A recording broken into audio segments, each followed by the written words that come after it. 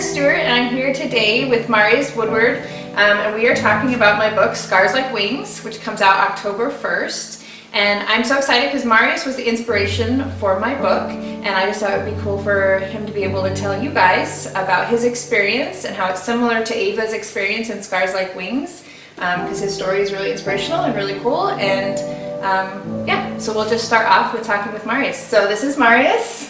Hi. So he came over from Romania to get treatment after a burn injury, and he lived with one of my friend's families, and that's when I first met him. And to be honest, when I first met Marius, I had heard about him. I had heard that his parents had died in the fire and that he had these severe burns, and it was kind of horrific, his story. And so when I met him, kind of expected to meet, to be honest, kind of a broken victim.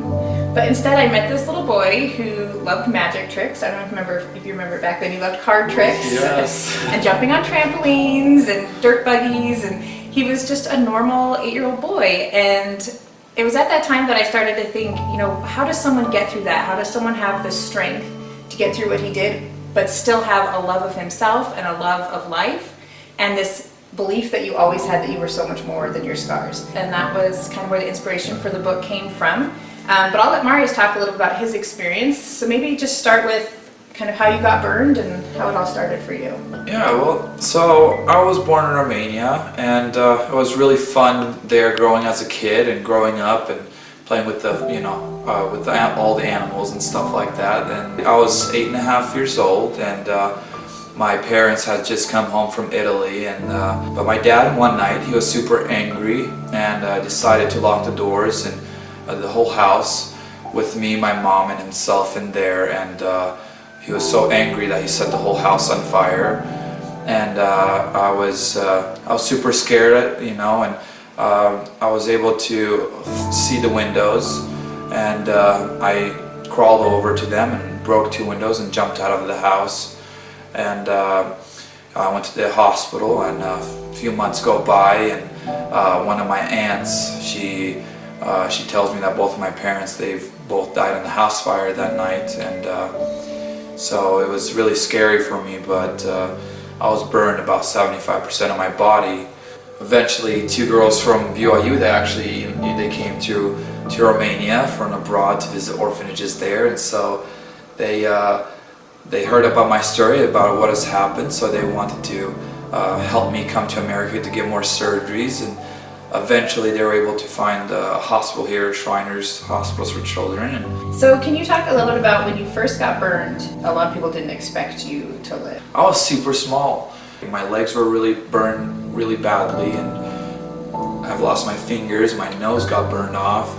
I had total hand transplants, and so... That means his big toe is his finger here. Yeah, and then so they took my toes from my feet and put them on my hands, and I'm able to do everything. So it was so painful though to be in the hospital, and in Romania they weren't, after a while they stopped giving medication to me because they were afraid I was going to get addicted. So eventually I had to be able to kind of just deal with it and figure out how I can push the pain away and just focus on what I need to do, which is kind of live. And you know, a lot of that being so painful, I see the people around me on how they were trying to help me and how positive they were during my difficult time, and laughing and encouraging me to do more things and to be better. And eventually, once the surgeries kind of started coming along, I started seeing more changes in myself, that I became more comfortable in my own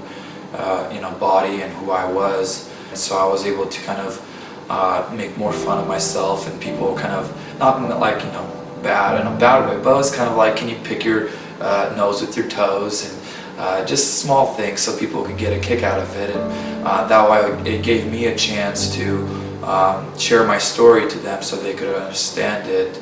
How do you react to that when people are looking at you or treating you differently because of the way you look? Yeah, so, you know, in the beginning I was scared, and I was kind of hating that. Now since I got older and I like who I am, and I've been able to have so much support helping me with that, I've been able to kind of redirect that. But it's never easy, because you can go everywhere and so many people give you stares, and they have their own idea of what has happened to you and why you are the way you are, and so they don't know the full story. And when you're able to explain that, the whole story, it really gives them a whole different view of them, and they're more understanding, and then after that, you kind of become friends with them. Yeah. Yeah. In the book, so based on Marius' experience in the book, Ava is subject to some ridicule and some bullying and a lot of stares and stuff like that. And some of the people that have read the book have asked me, well, how should we respond to people? What do you think is like the best way? How would you prefer, or would you like people to respond? I would honestly, I would love for people to just come up and start talking to me like nothing has happened, and then ask, and then, you know, after we talk for a bit, then eventually kind of introduce the story, like what has happened to you. You know, it looks like you've had a difficult time. You know, were you burned, or, you know, I'm really interested in learning more about it. One of my favorite scenes that I wrote in the book is where this little girl comes to Ava and does that and just asks her about her scars. Yeah. I made it a little kid because I feel like they're so much more likely to just do that, to just be like, hey, I have a question, or I just. Yeah. Do you have that experience with little kids? Yes, you know, I think kids are probably like my favorite, because they're the ones that they just don't care. Like, they come up to you, they're all excited.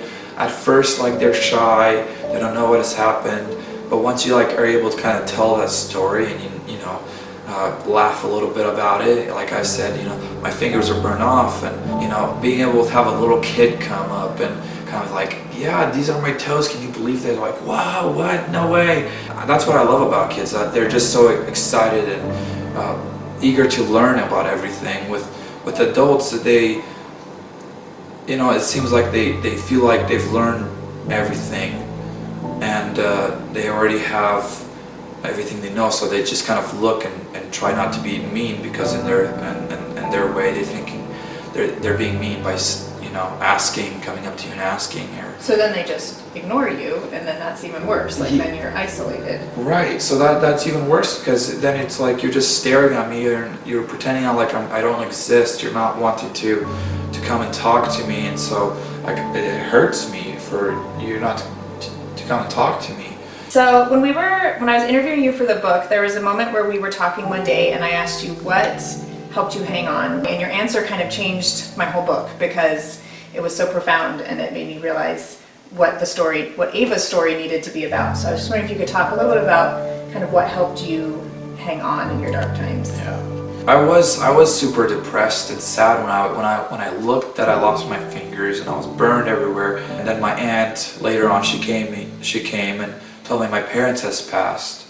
And then of course I was scared, I was sad again. Then the girls from BYU, they came to Romania and were able to make me laugh and show me movies and kind of change my perspective and kind of gave me hope again. And so I came to America, and it ended up being great, and I got adopted afterwards, and I was able to go to school, and so that kind of gave me more hope and added more to it. Every little time, like every time you keep on pushing, you think it's over, that's when something else comes, and you see, you know, there's more hope to it. Without all those, again, people, or those little signals that were sent to me, I don't think I would have made it, because it really, again, it gave me hope when right after I was sad. It gave me hope to go for another few months and then longer. My book originally was kind of more focused on her physical scars, and it was all about that. And when you told me that, I realized that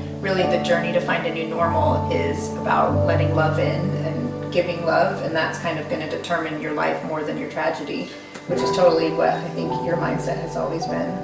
Can you tell us a little bit about your surgeries? You mentioned them before, but kind of what, Yeah. I know you've had, how many have you had now? Yeah, in America, I have had about 40 surgeries. Okay. Yeah, 40 surgeries, and man, it's been wild. Like sometimes I had 3 to like 6 surgeries in one session under one anesthesia. But some of the biggest surgeries were my total hand transplants. Each hand, I think it took 3 surgeries, and that was crazy. I'm actually the only person in the world that has 6 toes on their hands, which is kind of neat. And then I had a nose reconstruction. And your nose is actually your scalp, right? Yeah, Okay. yeah. They took a piece of my rib, Okay. and they put it on my nose, and then they took the whole skin from my head and brought it down to my face. And then for like, I think it was like for a month, I didn't have any skin, so I had to change my bandage on my head, and my nose was like starting to grow a lot of hair because it's from my head. Yeah, your surgeries are amazing, what they've Yeah. been able to do. And like you have eyebrow implants, right? Yeah, they took Eyebrow yeah. implants. So I have to trim these a lot now because they took it from my head. Oh, from so my they head. grow. They grow so long. Ava has a surgery that was inspired by, well, a lot of Ava is inspired by Marius, but where she has her eyes sewn shut, which to me is the most horrific thing I can think of, to have your eyes sewn shut. And you had a couple times or just once? I think it was once, and you know, I think that was probably like the scariest time of one of my surgeries because my eyes were shut, and I had surgeries around my mouth too, so my mouth was shut, so the skin could heal. So I had fluids through the straw. But the craziest thing, what I learned from that, was that you really have to trust people then, because you can't see, you can't talk. That's when I realized that everybody's there because they want the best thing for me. They're supporting me, even though I can't see or talk to them. I know that they are there by my side trying to help me. In the book, Ava kind of tells her story about her burns through kind of flashbacks in a journal, and she journals about the first time that she saw her face, and it was pretty jarring for her to see what she looked like, because she looks very different than she did before the fire, and you did as well. So I just wonder if you could talk about what that was like when you saw what you looked like after the fire. Yeah, well, the first time I saw myself was probably like a month or so afterwards, and I was eager because I saw my legs were bandaged, my hands were pretty bandaged, so I couldn't see much. Finally, they gave me a mirror to look at it, and I think I looked at myself for a few hours. I just held the mirror. I was sad. I was like, I think like every emotion came to me, and I was just trying to see if I could see if I was still the same person there.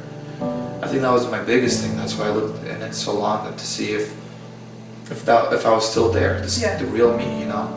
I mean, when I came to America, I've kind of started to really enjoy my scars. I feel more like it's art on my hands or my arms, that like I went through something and out of it I got this cool art that I can always like remember. And I always, you know, find little different things on my face, but I'm like, oh, that is so cool how everything kind of ended up, how they fixed it, and how I was able to evolve as a person. You know, you actually being able to see like the surgeries and everything, the way everything kind of grows together. And so now I don't know, I really love my scars, to be able to kind of everything means something differently to me, that I be able to see yourself that you're one of a kind and there's nobody else like you. And so you have to kind of be there for other people. I love that. I love when you describe your scars as art, and in the book that's reflected as well. I just think that's a really cool way of looking at it. Like, it tells your story. Like, Right. your scars are your story, and that's really cool. When people read this book or they hear your story,